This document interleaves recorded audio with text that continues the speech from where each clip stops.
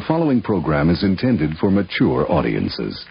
The men in purple, the purple Bleeders, are there with the touchdown, and Minnesota is rejoicing. Finally, in 2012, 4 men from across the United States of America and Canada came together to form one podcast, and that podcast became the Basically Sports Show.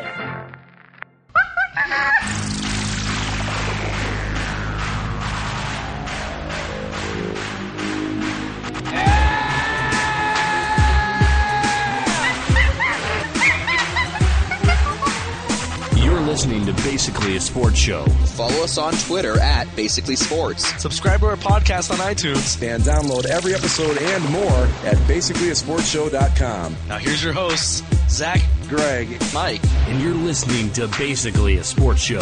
So I did the bass vault thing. I'm sure you guys saw that I put it in the thread. I'll have to go back and listen to some of those old shows.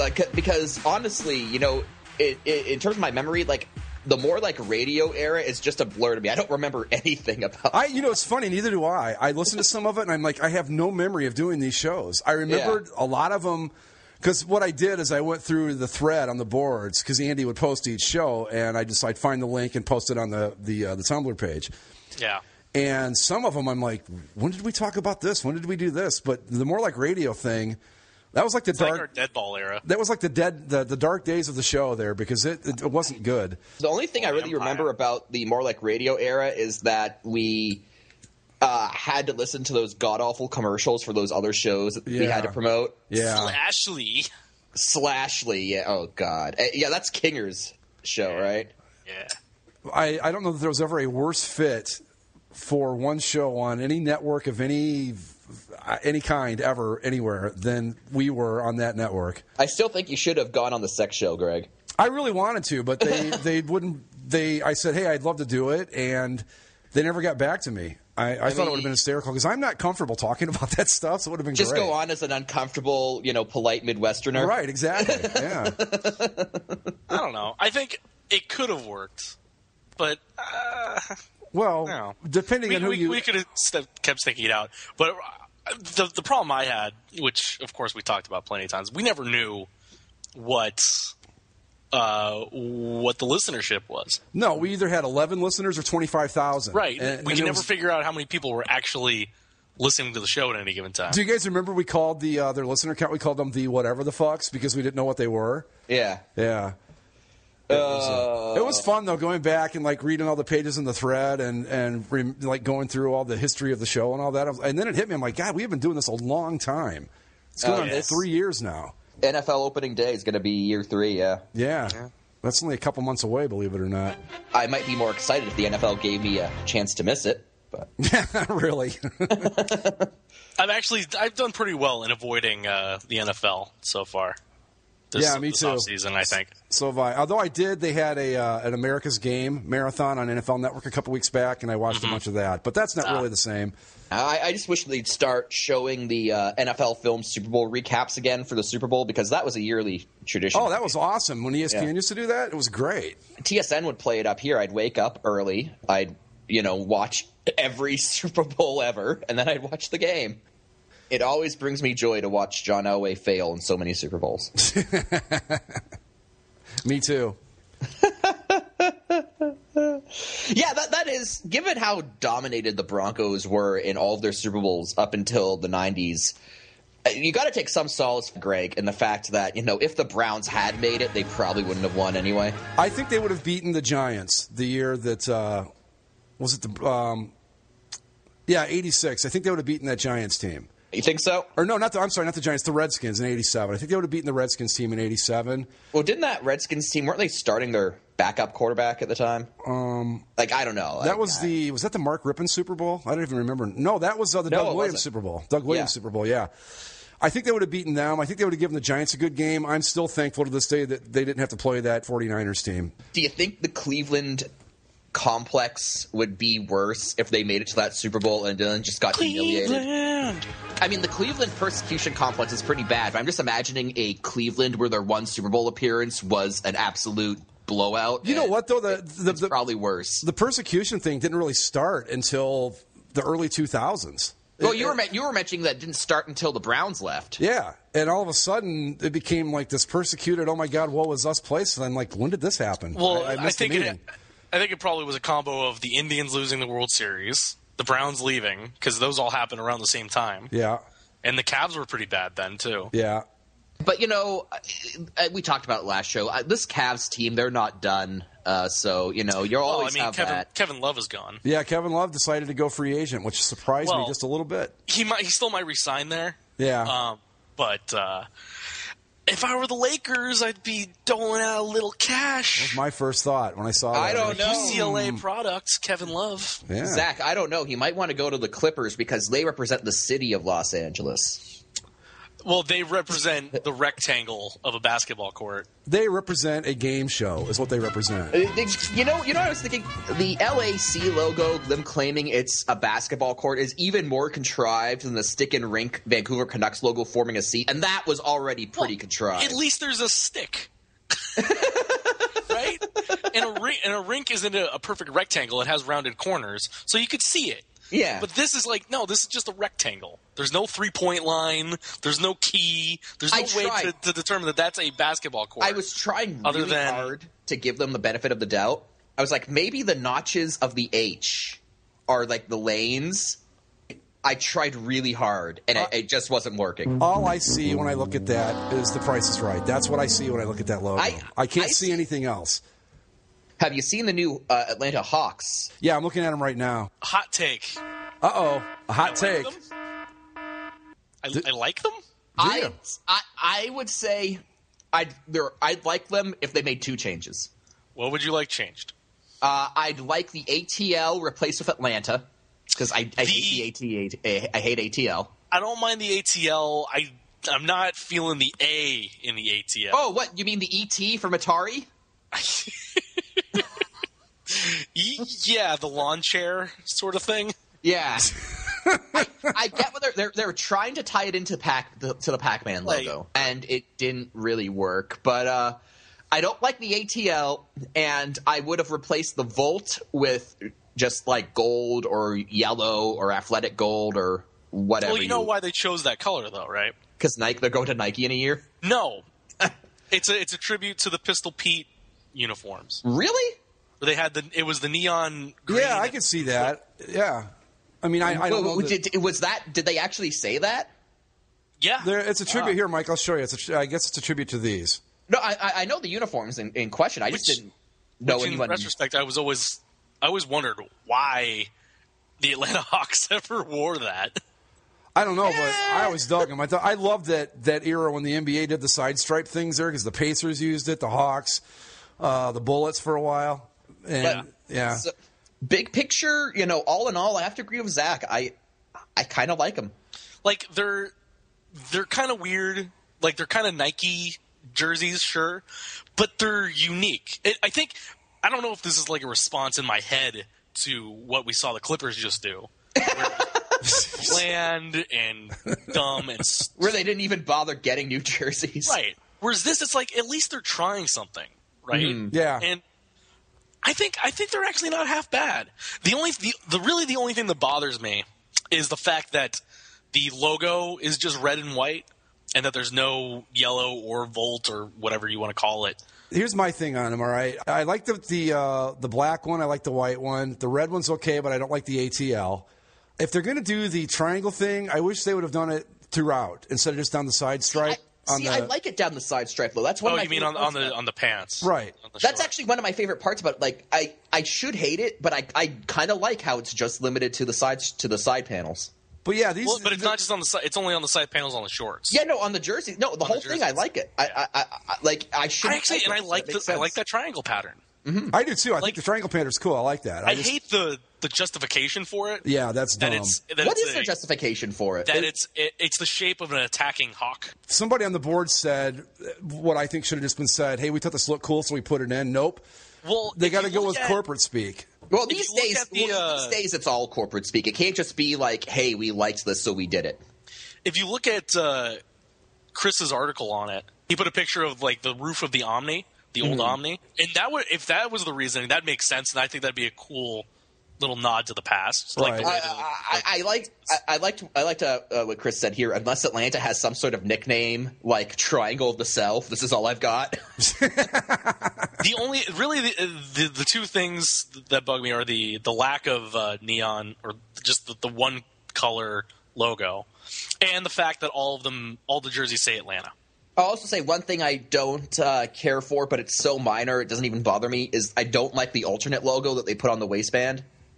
Oh, the ball with the wings? It's the ball. It's the flaming basketball with the wings. Right, they call it a phoenix. Yeah, it's the Rising Phoenix logo is a nod to the history of Atlanta and a symbol of their resilience. Well, here's the thing, Atlanta. There's another team with a flaming basketball logo that's actually called Phoenix.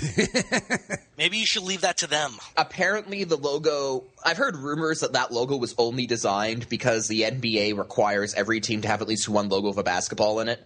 God forbid we have a basketball team that doesn't have a basketball in its logo. We might forget what sport they play. So. Right. Well, that's, you got to think about that kind of stuff. All in all, I like them. I make a few minor tweaks, mostly in the colors, but big picture, I like them.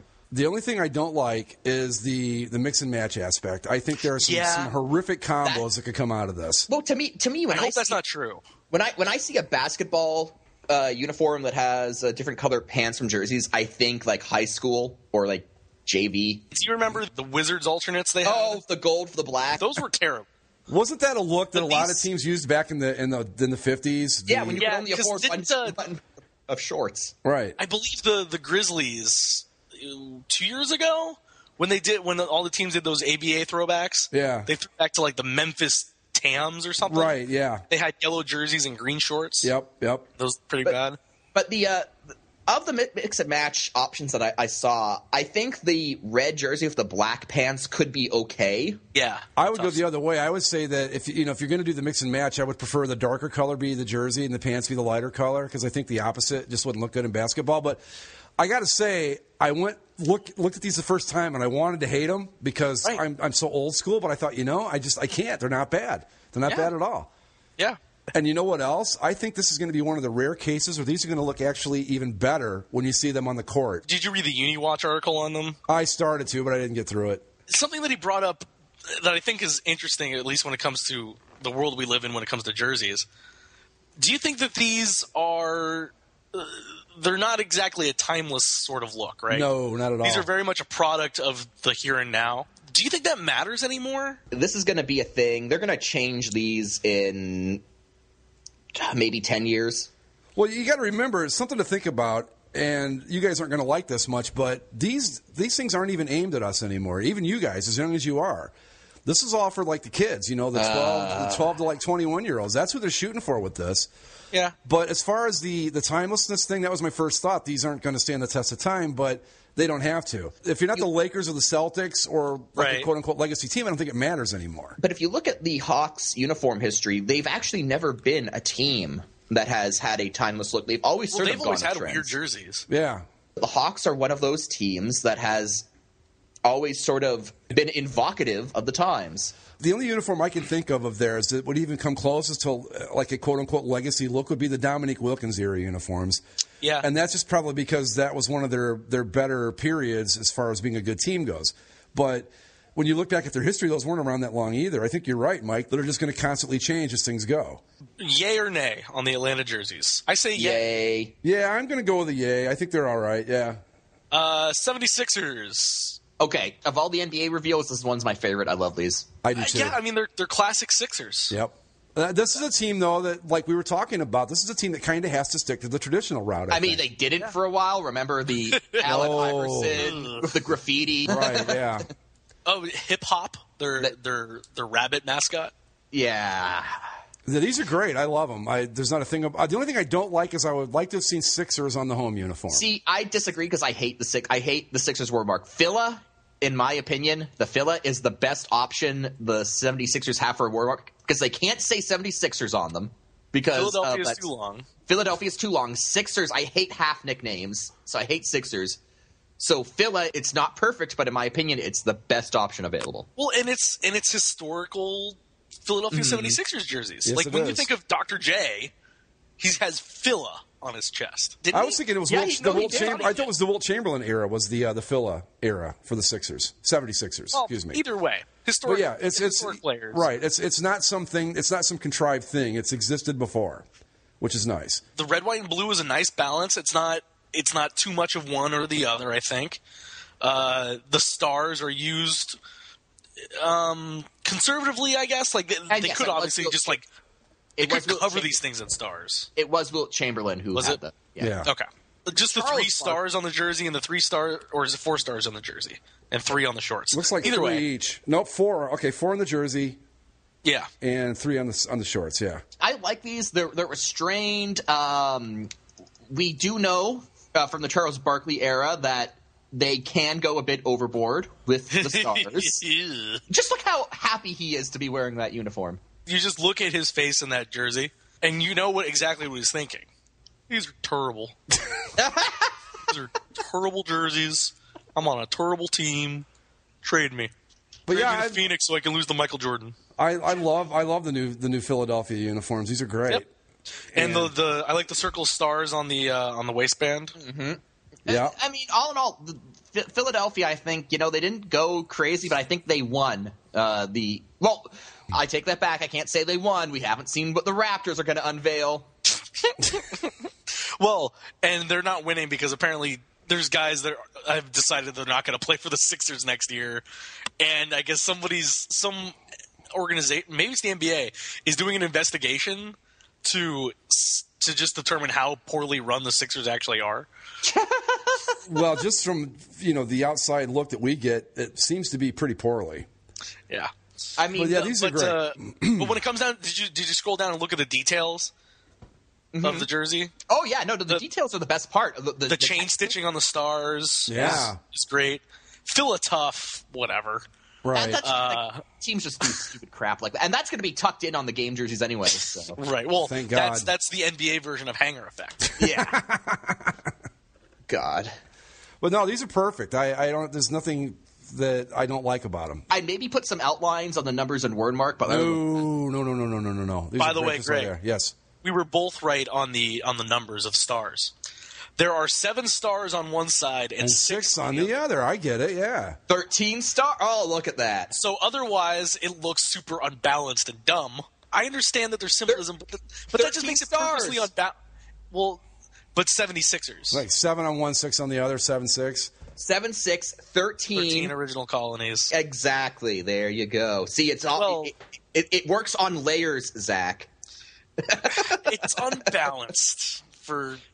Well, Well, you're never going to see it other than that, like the mock-up there, that we see in the article. I mean, Yeah, 'cause otherwise you you're see the never guys going to wearing notice. it, you can't tell. Yeah, you can't tell. I think that's kind of a neat touch. I like it. It's unbalanced, I agree, but it's pretty slick the way they were thinking there. These are great, though. I love them. It's a layered reference, is what it many levels. Layers.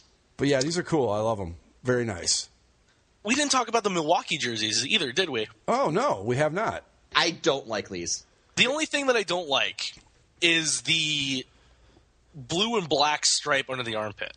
That they just put there because, hey, blue's a color now that we have. Yeah, I mean, I think blue, that light blue could work really well if they used it overall in the color scheme. Mm-hmm. But it's not in the logo. It's not on the court. It's not in the word mark. It is literally those 2 colors are only featured just under the armpit and inside the collar. Have you heard the justification for the collar? The blue-collar work ethic. We're a of not only the blue-collar Bucks, team. but also the city and state that the team proudly represents. Yes, it's blue collar, so they put blue on the collar. Cream City Rainbow. That's the side panel. When I hear cream and rainbow, I think something completely different, but I don't. Yeah. Yeah. Yeah. But, Then. And now that we've made the Midwesterner uncomfortable, But honestly, I think the only thing that maybe bugs me about the jerseys is the blocky, like the super square font. well, they were going for like retro. They're like going back to a time before we could cut curved numbers. It reminds me of the Blue Jackets faux back numbers. Oh, Yeah, they a look little like bit. big. They look like they were made out of tape. Yes. Overall, I like that they're green. I don't know how I feel about the loss of red. green and red were traditional Bucks colors. They could Right. I'll tell you why I don't like these, and it's a very personal and maybe even slightly petty in a way reason. The reason why I don't like these is because it seems clear to me that everything, at least about the logo set, they were going for a craft beer look.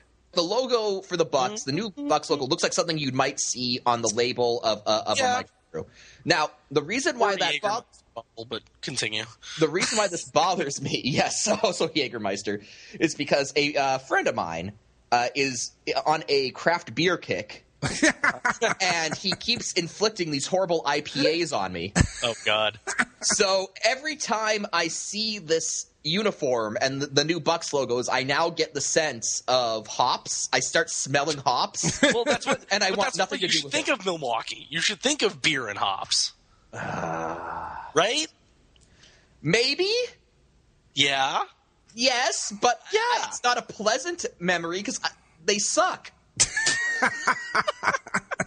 So I flash back to like my friend handing me these shitty hop beers and smelling the bitterness, and I'm like, nah, no, thank you, no. Yes, no. Mike, that is a very personal and kind of a petty reason not to like these. I have to agree with you. Well, I like them. I think they look good. The only thing that I understand why you can't make it bigger because it's a long word. Is the Milwaukee is a tad small for my liking on the road jerseys, but other than that, I think it's a good look. The blue stripe thing, I mean, yeah, it's kind of stupid and thrown in, but I can live with it. It's just, why is it there? It's there because they wanted that blue collar reference. Then why is the black stripe there underneath it? Well, so they can sell black merchandise. Yeah. Yeah.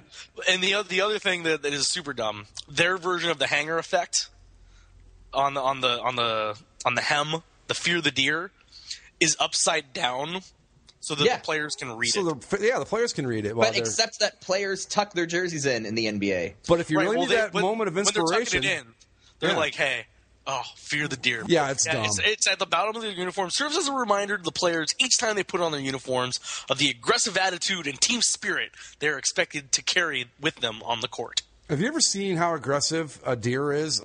If you look at it cross-eyed, it takes off running. Not exactly an animal that inspires a lot of fear. And if you drive at it in the middle of the night, it stands still. It stands still and doesn't do a damn thing, yeah. Is that a car? It's getting closer. Maybe I should move. I'm not sure if that's a car. Oh, my God, it's a car. What do I do? What do I do? What do I do? Fuck, I'll just stand here. Die. Dead. Car totaled. All right. So, okay, yay or nay on the Bucks uniforms? I think we're 2/3 on this one. Nay. I like them. I say yay, too, yes, surprisingly. They can take their hoppy, creamy rainbow garbage out of here. It's better than what the Bucks have been for a little while.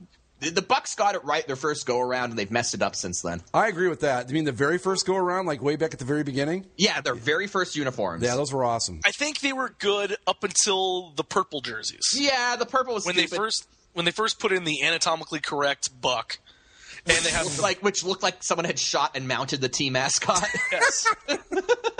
and the word mark had a capital B and a capital S on either side of yes. Right. No, the best part about why the Bucks went to purple and green, their owner was at Wimbledon, and Wimbledon's colors are purple and green. He was like, this is kind of nice. Wasn't that during the everything's got to be either purple or teal era, too? Oh, yeah, 1995, yeah. Well, and the jersey they don't have on there that was the epitome of that was the one with the gradient deer. Oh, yeah. Gorgeous. But yeah, they pull that up because we need to be reminded of that. I didn't even mind the Sidney Moncrief era, green rainbow things on the sides, which were yeah, they're fine. Yeah. I mean, it's kind of a hokey thing. But that was a big thing back in the 70s. The Cavs had those. Marquette University had them. Here you go. Now this is Fear the Deer. Those are good. Oh, holy hell. That is 90s. Thank Green you, Tom jersey, O'Grady, you fucking asshole. A purple-white gradient word mark and a green-purple-white deer gradient. Can you believe that asshole actually thinks this is some of the best work ever in uniforms? That shit from the 90s that he was behind? I agree with him. This is fantastic. I remember when the Raptors uniforms came out, I thought they were the coolest things. Then again, I was also 8. No, embrace your feelings, Mike. With the zigzaggy pinstripe and the giant dinosaur. Yeah. honestly, the only 90s NBA jersey that I hate is the Rockets pajama jerseys. Oh, see, now, of all the bad 90s jerseys, that one is one of the least egregious, I think. Ugh, no. What was even worse is that they won 2 straight NBA titles in, like, relatively classy but unique jerseys, and they're like, nope, now we're going to wear navy and faded pinstripes and a giant cartoon rocket. And that's what I think of when I think of Charles Barkley and Yao Ming. Oh, the Yao Ming rookie year where they dressed him up in those things. God. Yeah. Okay, there are 2 90s jerseys I like. I admit I like the Raptors ones because, God damn it, I was 8 when those came out. I was target demographic. Yes, you were. They fucking worked. And then the Phoenix Suns. I think that, like, the Phoenix Suns. Yeah. The Phoenix Suns 90s jerseys, I think they're still some of my favorite basketball uniforms of all time. Which, I got to remember those. What were the, let me take a look. Those are the shooting ones with the shooting star. If I remember, I don't think those were too bad. I think I agree with you guys on that. Let me take a look real quick here. Oh, yeah, those weren't bad. I didn't mind those. I agree. I like those. I would bring those back wholesale because the current kind of half-measure version that they wear now is terrible. But this is a team, Phoenix and the Suns. They've only gotten it right maybe twice in every attempt they've made. I thought their very first set was pretty cool.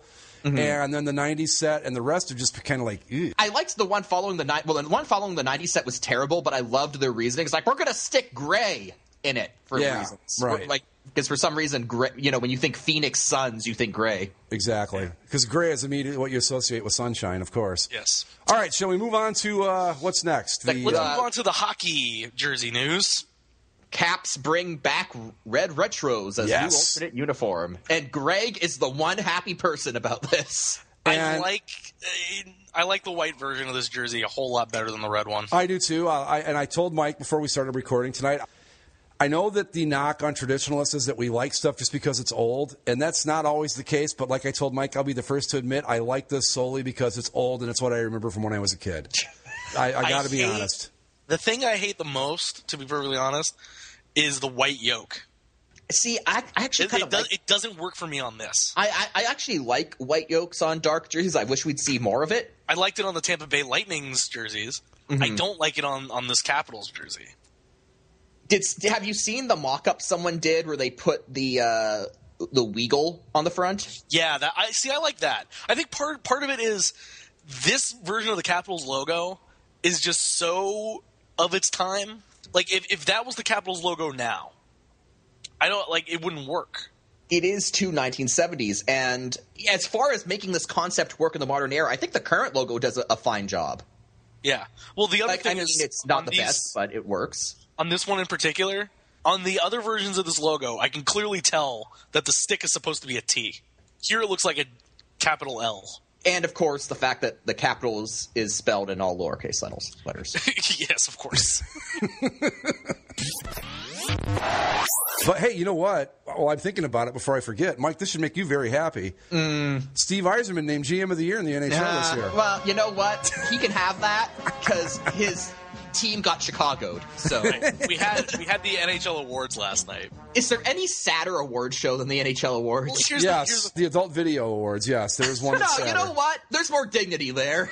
Well, the NHL, it doesn't have the celebrity pull. So the host last night was Rob Riggle. Who? Exactly. No, he's a comedian. He's been in a bunch of movies. Like if you saw him, you would know who he is, but he doesn't have the name recognition. So basically, Greg, the highest caliber celebrity the NHL could draw was, "Hey, I know that guy from that one movie." Geez, he is one of those. Hey, I know that guy. I'm looking at his picture, and that's exactly why I know that guy. I couldn't have given you his name in a million years. He's in Step Brothers. He's in The Hangover. He's in what else? He's in a bunch of crap, and he's hilarious. He's actually really funny. He's in the league, I think. He's Ruxin's boss in the league. Is he? Yeah, he's not one of the main guys, but he's like he's a support. Oh yeah. Okay. Anyway, but the NHL can't get the pull with the host. They can't get the pull with the presenters. They're usually old hockey players or broadcasters. And they can't get the pull with the musical acts. I don't even know who was playing last night. The Electric Six. Electric Six. They played Escape from Ohio, and all the Blue Jackets fans cried. And then the other thing is, like, we've all established hockey players aren't the most interesting people, let alone the best public speakers. We're going to go out there, going to play, hard 60 minutes. It's like Panthers hockey, and we're going to play mistake-free hockey. We're going to try real hard. Going to be a team effort. Going to get the pucks in deep, yeah. Well, they go up there, it's like, I want to thank you for this award. Of course, wouldn't get this award without my teammates. I want to thank my wife who's here. Because they're all humble Canadians. And yeah, thank you. And then they just move on. We're not trained to deal with excellence very well. You know what we really need from the NHL awards? The NHL awards need to go back to 1995. Oh, we need to go. Have you seen this? No, I haven't. Have you seen this? Oh, this is the 90s. Oh my God, they have an opening dance number? Yes. Oh, this has got to be the greatest thing ever. It's awesome. Oh, okay. So I see the CGI puck that says NHL Awards. Yeah, they're all wearing knee pads and like wrist guards and hockey jerseys, and they're just throwing themselves cut off jean shorts. Cut off jean shorts. Like, this is everything about the 90s. You know what? The NHL really leaned into the 90s hard, didn't they? They really did. Like, I can't think of a league that had more 90s to it than the NHL. Just, I gotta say, the girl with the cut-off Bruins jersey, that's not bad. And Yager with the mullet. Yeah. Nah, that chick in his mullet, I'm sorry. So, anyway. They're dancing with hockey sticks. This is the greatest thing ever. All right, a little break dancing. There we go. Oh, yeah. And these, back then, the award show was always in Toronto. But now it's always in Vegas. And we're going to have hockey in Vegas. The other thing that was in Vegas was the general managers meetings. Yeah.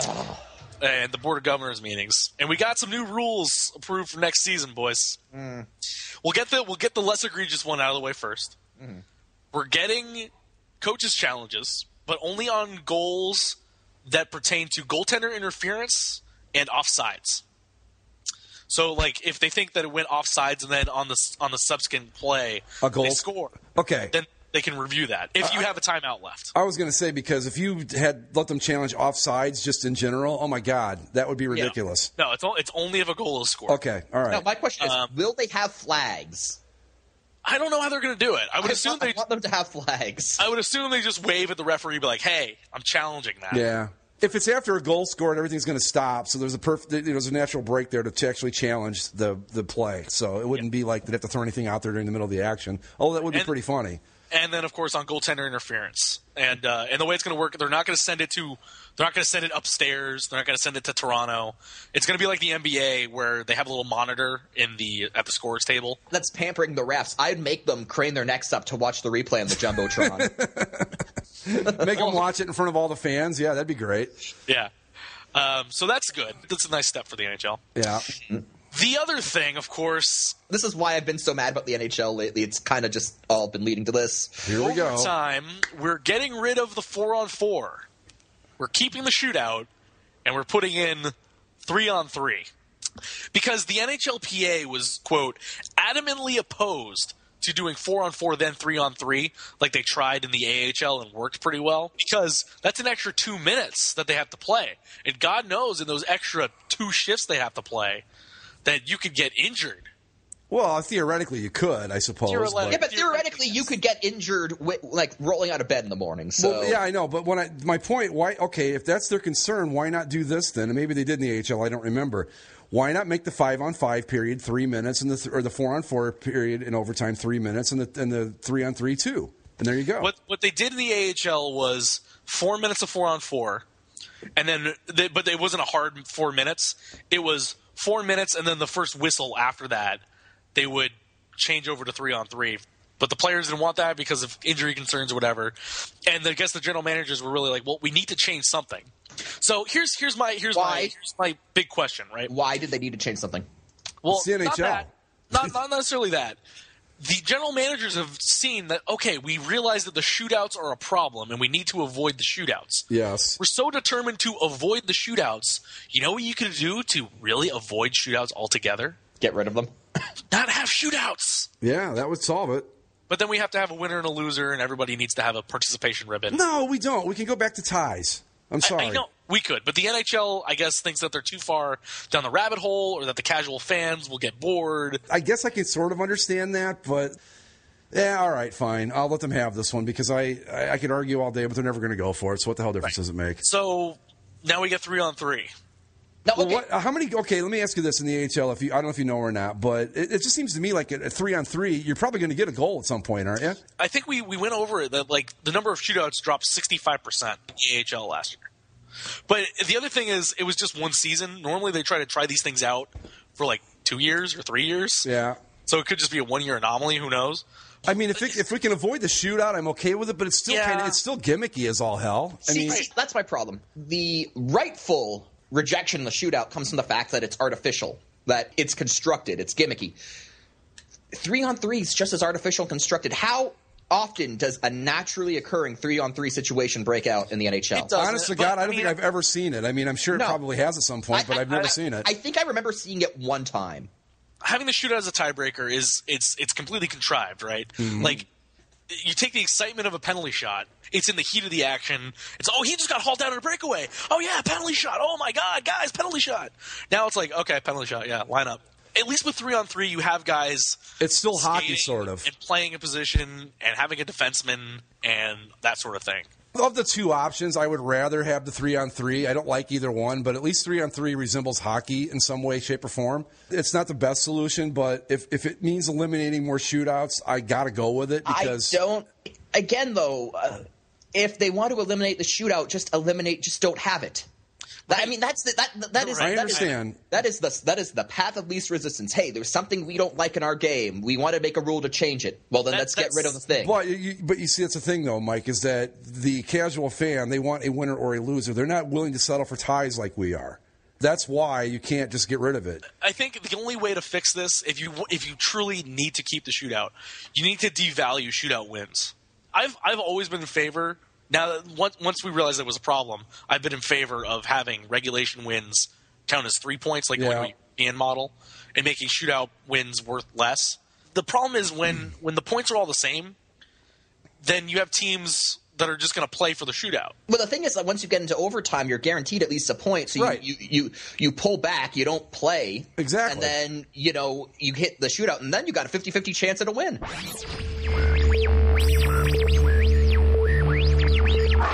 I guess because we have to, we'll talk about Pete Rose a little bit. And a surprise to no one, guess what? He bet while he was a player, too. We now have proof. You were more cognizant then than Mike or I were, Greg.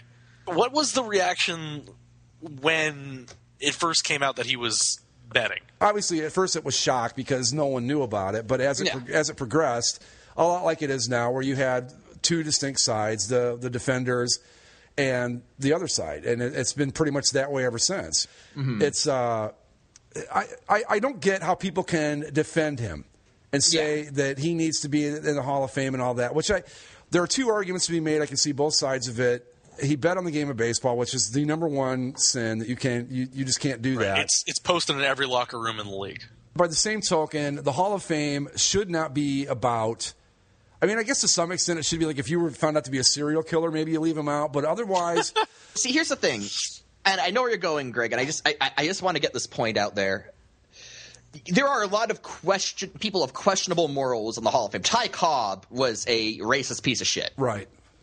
Yeah. But as much as he was, but it's not against the rules. Exactly. It wasn't against the rules, and him being a racist piece of shit didn't actually compromise the integrity of the games he played in. I agree. I was, what I was going to say is that I get the argument of that, but I disagree with it. I think that he should be kept out of the Hall of Fame. But go ahead. And here's another thing about people say, oh, how can you have the all-time hits leader not in there?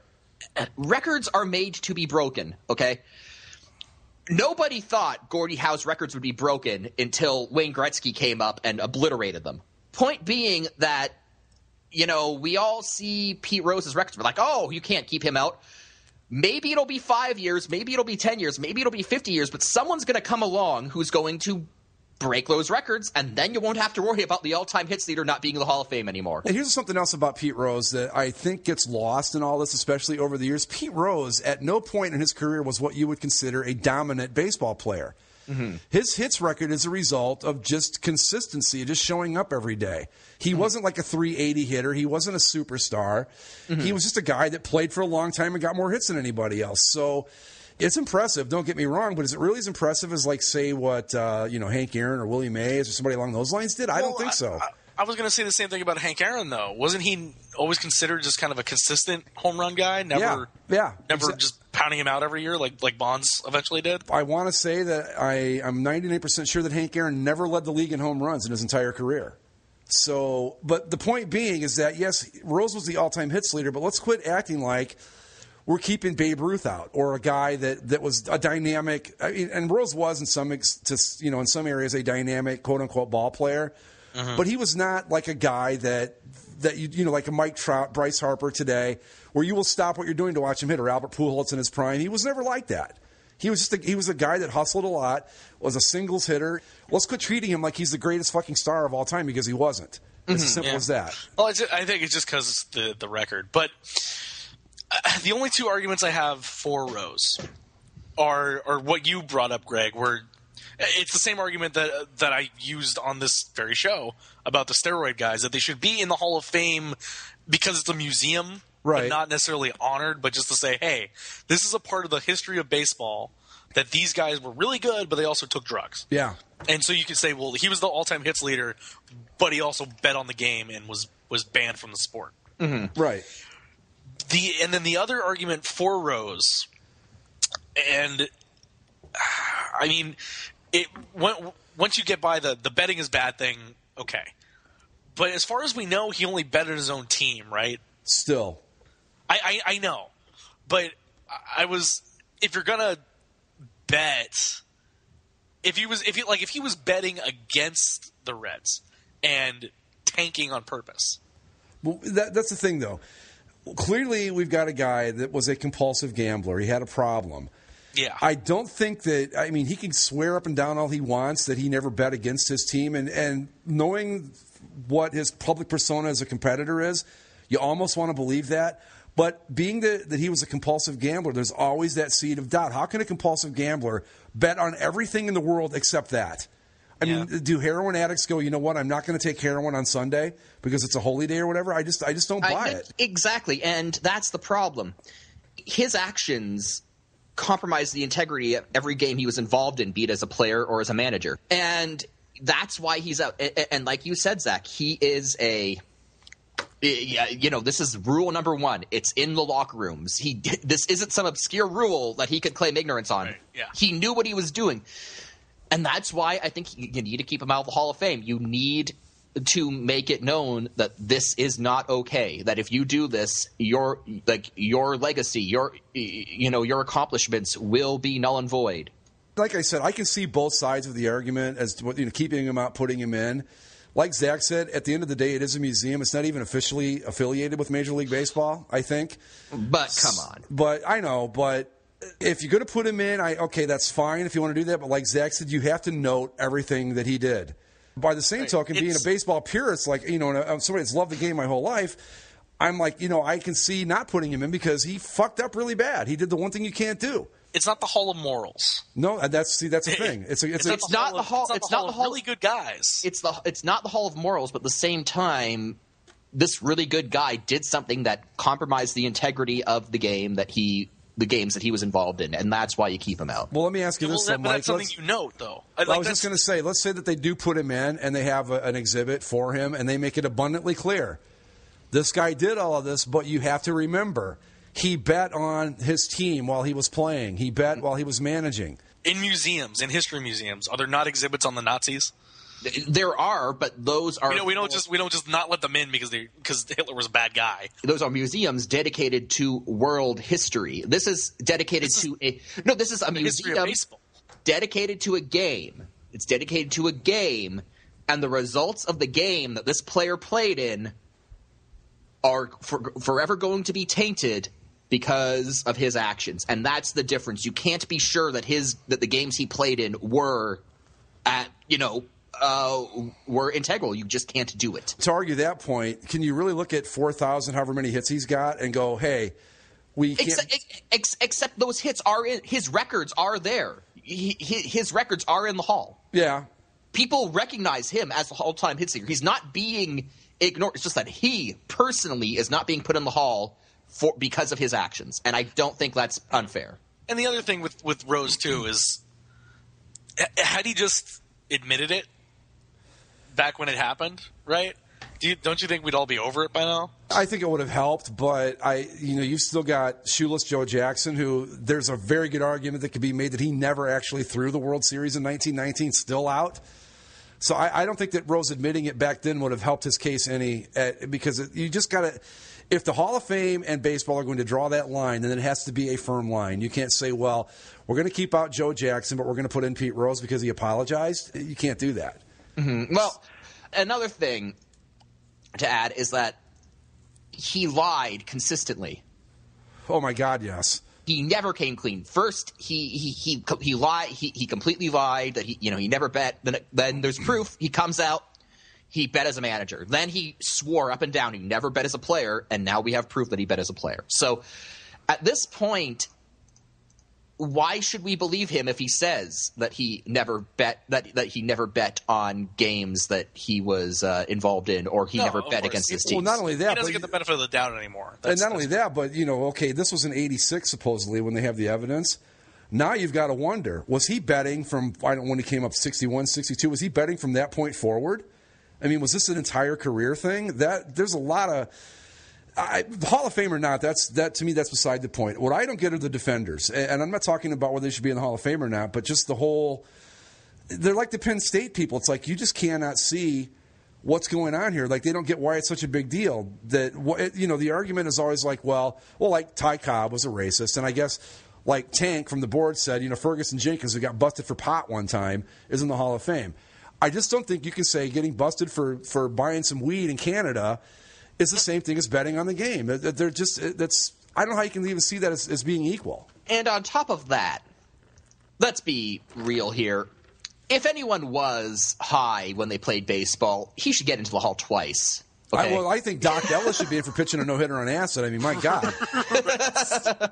That's fucking amazing. I don't care what anybody says. If you manage to play a Hall of Fame caliber career while stoned, then you should get in twice. But I mean, the integrity of that's the thing. He has no benefit. Can't give him the benefit of the doubt.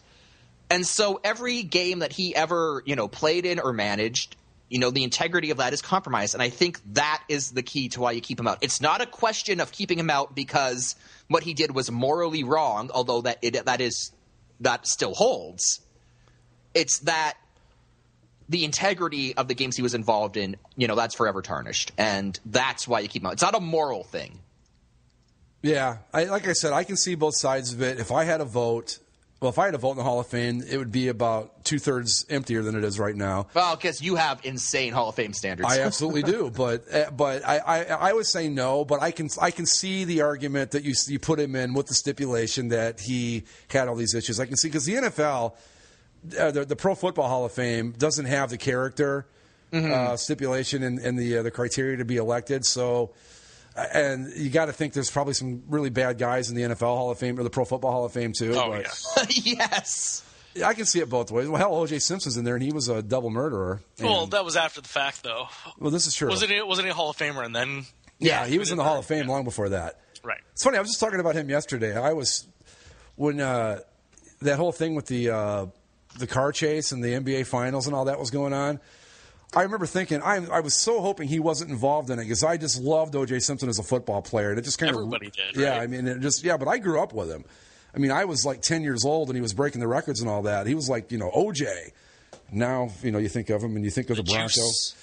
But yeah, the Pete Rose thing is, it's going to be a debate that's going to go on forever. But I don't ever see, as long as the rules are set up for the Hall of Fame the way they are, he's never going to get in. Well, and here's the other part about specifically the timing of this, because before this stuff came out, the new commissioner Rob Manfred said that he was going to review Pete Rose with an open mind, right, based on just what happened before, and the All-Star game was in Cincinnati, so he was supposed to. I don't know if he still is. He was supposed to show up and be a part of that, right? And then this stuff happens, so. any open mind that the commissioner might have towards it is tainted, and I think there's no way that he changes his mind on Rose now. And does he show up to the All-Star game? Do they tell him to go away? I don't know.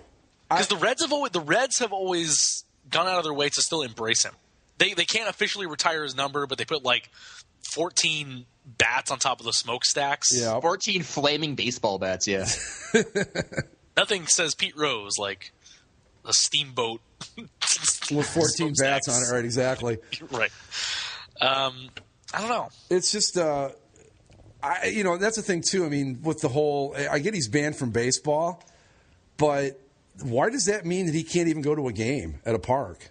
I don't get that. Yeah, I think it's the same kind of thing. Like it's kind of like what they did with Donald Sterling in the NBA. Like they banned him from basketball. They basically banned him from going to Clippers games too. So I mean, I get what Rose did and all that, and I'll be the first one to get in line and say, it was wrong and he should never be forgiven and all that stuff. But don't you think that just keeping him from being allowed to get a job in baseball and be officially affiliated with any teams is enough? Right. I would say not having a job, not being able to be in part of any official ceremony, but if he wants to go watch a baseball game, I'd even say if the Reds want him to be part of a ceremony and he's cool with it and they're cool with it, I don't see the problem. I think it would look really bad on the Reds' part, but hey, I just don't understand how it can carry that far. Yeah, I didn't know that his number wasn't retired by the Reds. I didn't know that they couldn't do that. I wasn't aware that they weren't allowed to. I just assumed they just never did. I thought McCarthy they're not allowed to. They're not allowed to. That's why they put the 14 bats on top of the smokestack. I get the ban and all that, but I just think that there are some areas where it just goes a bit too far. I don't know. I don't even know Joe Jackson had a number. Now that I think about it, I don't know if they had numbers back when he played. Ty Cobb doesn't have a number, but his name is retired on. I thought he wore number 4 for a couple years before. No, at Comerica Park they have a statue, right? And they retired his quote unquote number, but it just says Cobb. There's no. So nobody is allowed to be named Cobb. Pretty much. No one shall wear a blank jersey ever again. So should they in the Tigers team stop? Should all the Tigers jerseys that are blank be sold as Ty Cobb jerseys? I don't know. You could argue that they are. Yeah. This is my Ty Cobb jersey. Well, it looks just like a regular jersey. No. It's blank on the back. See, it's a Ty Cobb jersey. It's like when those Canadians fans wear the Maurice Richard jerseys, but they're like the edge. They're edge, and they have the name on it. It's ugh. Yeah. Ugh. I hate people that do that. But they may look the same, but those are not the same jerseys, my friend. Yeah. Maurice Richard never wore the space age sweat whiskey material. I hate that too. If you're going to put an old a retired player's name, you've got to get the jersey from that era correct. I mean, I've seen at Indians games, I've seen the current jerseys with number 19 with Feller on the back. Bob Feller never wore anything close to that fucking jersey. Come on. Drives me nuts. But I don't know. I just think that the ban with Rose, he's not allowed to be employed by baseball. He's not allowed to do this, that, and the other thing. But if they want to bring him back for a ceremony, who gives a shit? I don't have a problem with it.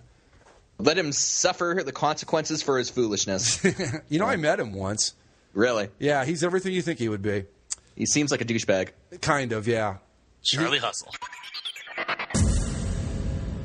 Ladies and gentlemen, Zach's Tabs.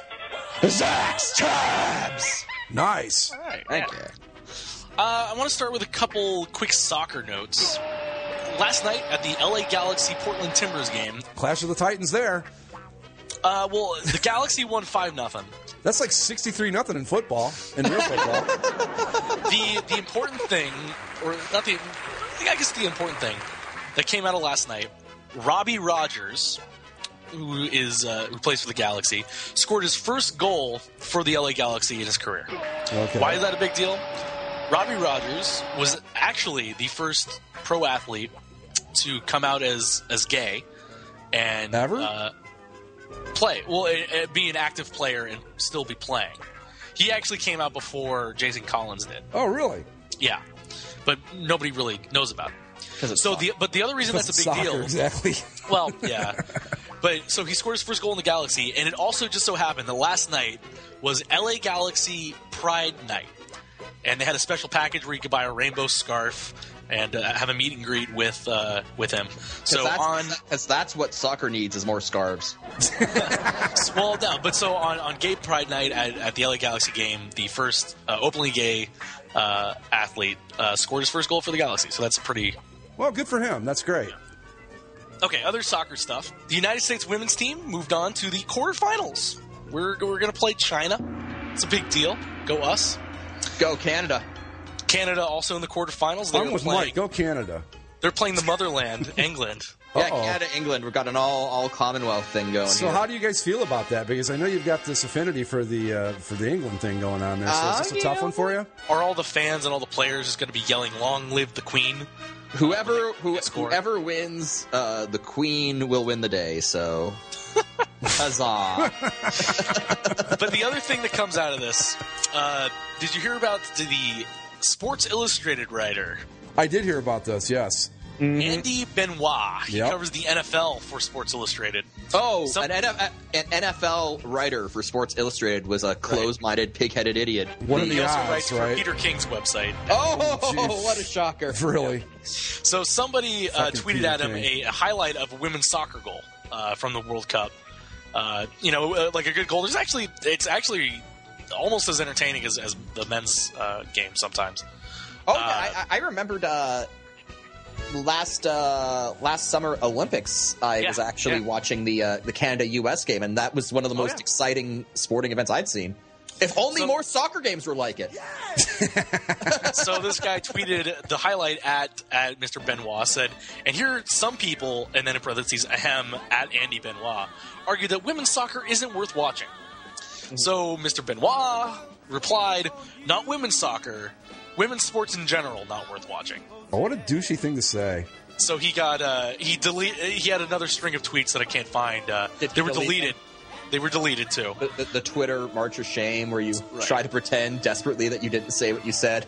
Right. So, women's sports aren't worth watching, except that a lot of people watch women's tennis and women's gymnastics and figure skating are the highest rated events in the Olympics. And doesn't the Women's World Cup doesn't do half bad, right? The Women's World Cup has actually got pretty damn good ratings. Right, exactly. So far, yeah. You're welcome, world. I'm actually going to take the side of soccer in this one. I think that I hate that. I get maybe women's sports isn't your cup of tea. I mean, okay, that's I'll call a spade a spade. The WNBA is hot garbage. But it may very well be. But the thing of it is that, you know what? I'm glad it exists. I think it's awesome that women have a chance to play professional basketball. I may not watch it very much, but I will never ever come out and say that it's awful and it shouldn't exist and all that kind of thing. This is a league where in a game the other day, a referee gave a team a basket, even though they didn't actually put the ball in the hoop. Okay, well that's probably something they should work on. But still. Well, there you go. Wait a minute. WNBA is just as crooked as the NBA. Yeah. So wait, so the WNBA has point spreads? Yes. You can bet on it? Dude, you can bet on anything. I know, but I mean, geez, you just got to be a really sad motherfucker. Exactly. You got to be one degenerate gambling motherfucker to bet on women's basketball. I'm sorry. Yeah. So the Chicago Sky, they ended up losing to the Atlanta Dream on a buzzer-beating 3. And okay. Another thing we need to work on. Secondly, can we also work on the team names? I was just going to say the same thing, right? Sky versus Dream. I'd almost rather have Raptors 905. Well, don't forget about the Connecticut Sun. The Connecticut, Phoenix Mercury. Anyway, yeah, so let's move on. I mean... Let's move on. I have a string of baseball tabs. Okay. Right? Your weekly All-Star Game voting update. A Royal has been knocked out of the starting lineup. No!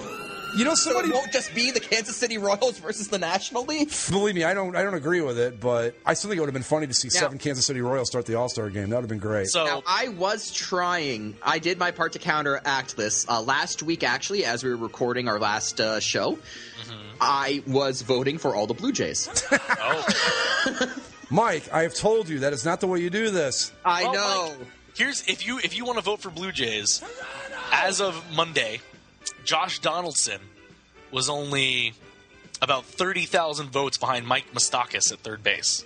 And Miguel Cabrera jumped over Eric Hosmer. 30,000 times. Mike Moustakas is leading at third base. Yes, these are the leaders right now. Miguel Cabrera took over at first base. He now leads Eric Hosmer by 300,000 votes. That's probably good. Yeah. Omar Infante, who's batting a cool 230. Then Mike Moustakas is leading at third, like I said. Alcides Escobar. Moustakas isn't having a bad year. He's hitting 328. Alcides Escobar is leading at shortstop by like 2 million votes.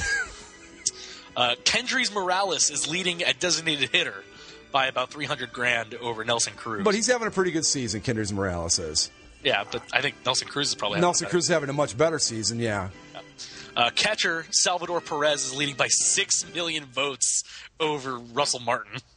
And Mike Trout finally took over the lead in outfielders, but the two other Royals are still in the top 3. How the hell did it take that long for? Like, I don't know. God damn it! Let's see. And then Lorenzo Perez, Cain and Alex Gordon are also. Perez is hitting 276 with 11 homers and 30 RBI. That's not bad. I don't. Who was he ahead of at catcher? Russell Martin and Stephen Vogt. Vogt's having a really good year for the A's, so yeah, he is. I think that he's got to be your guy. He will get my vote, but Perez being ahead of Martin, I'm okay with that.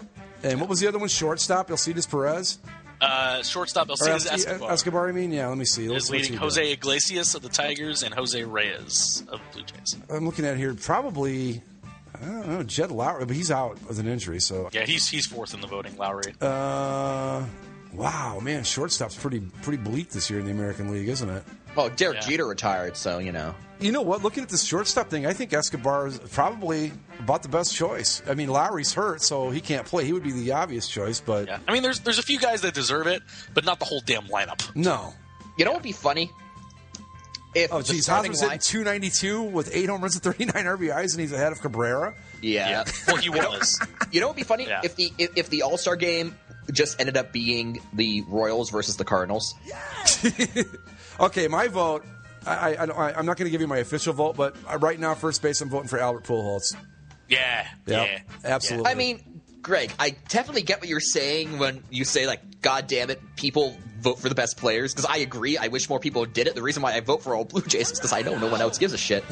But, God damn it, fans... And I admit I'm part of the problem. We've proven we can't be trusted with this responsibility, so maybe it's time to just stop making it be a fan vote. I think they should do it like the NFL does and make it a percentage of the voting process, but not the entirety of it. I can't get too worked up about it, really. No, I mean, honestly, I don't even know if I'll watch the All-Star game, so I don't give a shit when it's all said and done, Yeah, I will too. There's nothing else going on that day. I was going to say, I always say I won't watch it, and I always end up watching it. I'm actually more loyal to the baseball All-Star game than I am to the NHL All-Star game, because I get my NHL All-Star game fixed with the skills competition.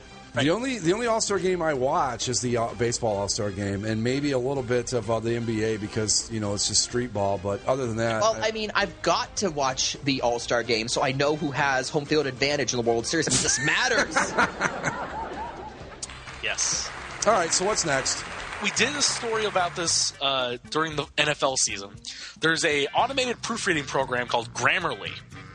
And basically what they do is they went through the comment sections of every MLB team's website to find the amount of spelling mistakes per 100 words for each team. Was it like 85 per 100?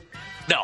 But they put out a ranking of which teams fans are the most illiterate, essentially. Oh, this is time for a classic bass guessing game. Let's go. All right. Let's play our game. Please be the Cardinals at number one. Please. Number one on the list. Wait, I haven't gotten my guess yet. I'm gonna give you the mistakes per word. Okay. 13.9 mistakes per 100 words. Okay. This is based on grammar, punctuation, and spelling of comment sections of their websites. I'm going to go off the beaten path here. I'm going to say it's the Baltimore Orioles. The Orioles are 10th. Oh, okay.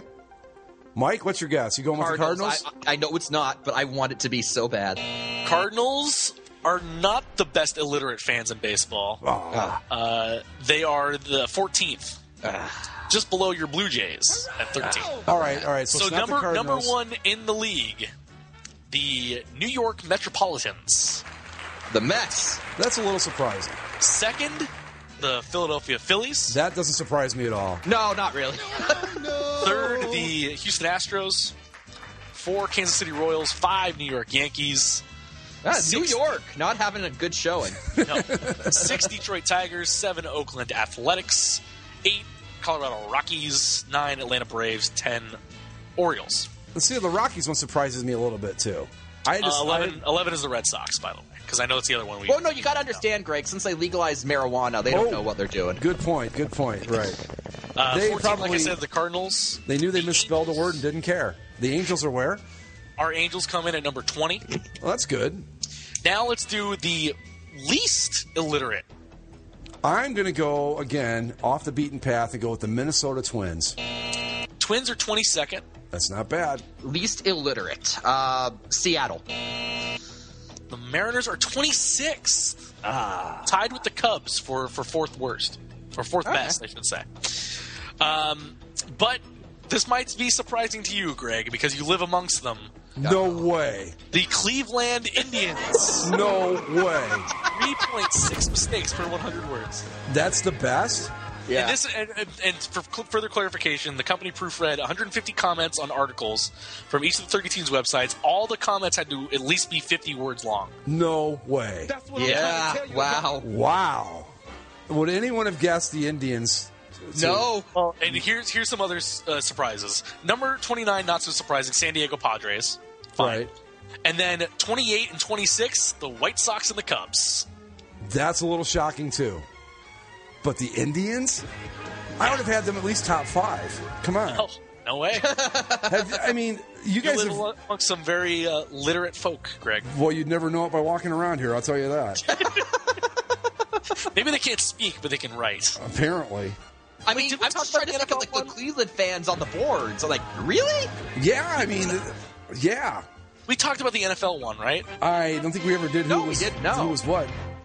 All right, well, while we're on the subject, NFL power rankings when it comes to literacy. 16.5 mistakes per 100 words are the Pittsburgh Steelers. Steelers are 24th. God. Tied with the Browns. I just completely... Really? Wow. The Browns, Raiders, and Steelers are all tied for 24th. Okay. I'm going to say the Packers, actually. The Go Pack Go are 31st, second to last. Really? Yeah, well, you know why? Because if we're smart enough to buy stock, we can spell a few things. I'm just saying. Yeah. All right. Most illiterate team in the most illiterate fan base in the National Football League. I'm going to go stereotypical here, Jacksonville. I'm going to say Baltimore again. What do you have against Baltimore? I just think about it, and I know that they have a terrible education system and all sorts of problems. So, Jesus. The Ravens are 14th, and the Jaguars are 27th. Tied with the Chargers, 27th. So who's number 1? The Washington Professional Football Franchise. I'm kind of not at all surprised by that, and I'm a little bit surprised by that at the same time.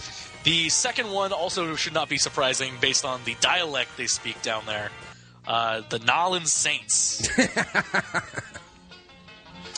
Then we have Dolphins, Patriots. Patriots, really? Yeah. Oh, I guess I can see that. Bunch of bastard Patriots fans. They probably spell things the way they pronounce them, and that would screw up a whole lot of stuff. Yes. Then the Rams and Bucks are tied at 5th. And who was the top team again at least illiterate? Least illiterate. Well, Packers were 31st. Oh, so we still haven't figured that out yet. Okay. The least illiterate. Again, the bottom of this chart, very surprising.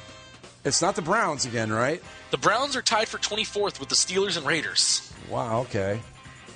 The Kansas City Chiefs. Chiefs are 12th. It is your Detroit Lions. All right, I'm done. I don't even know what to say anymore. Then the Packers. Then 30th are the Eagles. The Eagles are the Jets. Come on. No. This doesn't even make any sense. You would think so, but I want to recount. This is not right. Washington, huh? Yes. Yeah, I know. Now we go on to the minor leagues. The Orem Owls. They're a single-A rookie league team of the Angels that play in Utah. The Orem Owls had planned Caucasian Heritage Night. I liked the sandwiches they were going to give away. Yeah, they were. It was. This is their statement that they tried to explain it. Minor League Baseball and the Orem Owls is all about baseball togetherness and family fun for fans of all races, religions, and orientations. Except when it's not. Our goal in this promotion, like any promotions, is to have fun and make fun of everyday normalcies. Our night was to include Wonder Bread on burgers with mayonnaise. The traditional Caucasian food. Yes. And clips from shows like Friends and Seinfeld. Gee, I can't imagine why this went wrong. I just don't know what the problem is here. Yeah, the communication director resigned after this. That's a bit harsh. And just as a point of fact, though, Orem, Utah is 85% white. Yeah, that's about right, isn't it? For Utah? I'm surprised it's that low, honestly.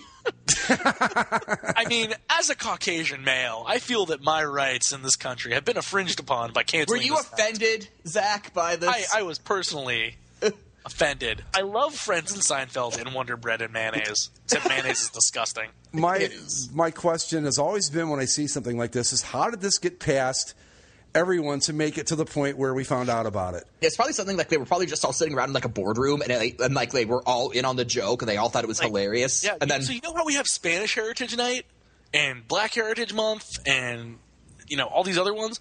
What if we, as a joke, made Caucasian Heritage Night? And like I understand the joke, like you're basically making fun of white people. It's it's not like it's not KKK night at the ballpark. They're not having a rally. This isn't Georgia, after all, for Pete's sake. Yeah. I understood the joke. Yeah, I get the joke too, but that's the thing. I think they could have gone through with it and it not been like offensive. Like this is some of the stupid crap that minor league baseball does. Like maybe it's because I'm white that I'm not offended by it. But like I don't know. I see the joke. I see the joke. Let me ask. So teams usually have special uniforms for these heritage months. They'll either put the team's name in Spanish on the front or they'll have some pattern reflective of the culture. What special uniforms would they have for Caucasian Heritage Month? I can tell you right now. Khaki uniform pants with like a light blue golf shirt styled jersey. And boat shoes. And boat shoes. There you go. Yeah. Well, khaki shorts. It has to be khaki shorts. Oh, and fanny packs. They'd all wear. Right. Absolutely. Got to have the fanny pack in there. Yeah. Sad thing, the fanny pack. It's such a handy little device, but you just can't fucking use it. You just can't do it. No. It used to be all over the place in like the 80s and early 90s, and then it just fell out of style. Yeah. All right. Are we done? Yes. Okie doke then. Real quick note. Somebody asked a long time ago if we would post all the old episodes at some point. I finally did. You can find them at bassvault.tumblr.com.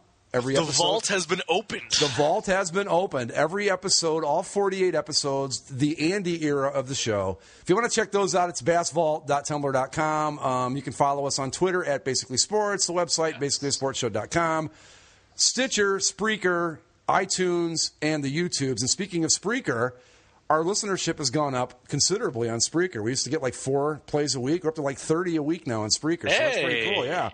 Thanks, Spreaker. Yeah, exactly. So with that, I think we're done, and we'll see you next time. Sounds good. See ya. Check out the vault. Send us more, if you're on the Chris Creamer sports logo community, go ahead and go on our thread and give us some suggestions of things. Because sometimes I miss weird crap during the week. Yeah, speaking of the boards and all that, on the vault is also now available for the first time ever, the notorious Basically a Lounge Report number 2. Oh. Yes. Listen at your own risk. You can listen to our list of people that we may or may not have alcoholic beverages with. Yes, so... And some people took that list surprisingly personal. Yes, they did. Yes, they did. Okay, that's going to do it. We'll see you next time. See ya.